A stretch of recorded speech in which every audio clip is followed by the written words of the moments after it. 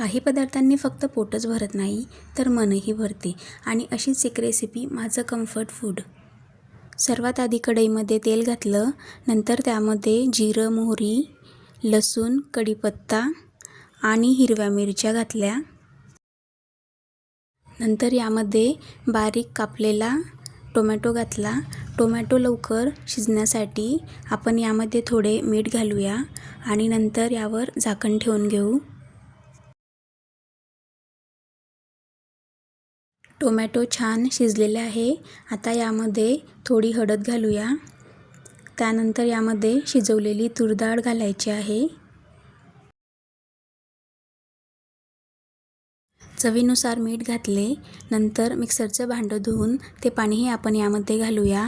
वरून बारीक कापलेली कोथिंबीर आणि मस्त 1 ते 2 उकळी आल्यावर गरम गरम भातासोबत फोडणीचे वरण आणि वरून साजूक तुपाची धार.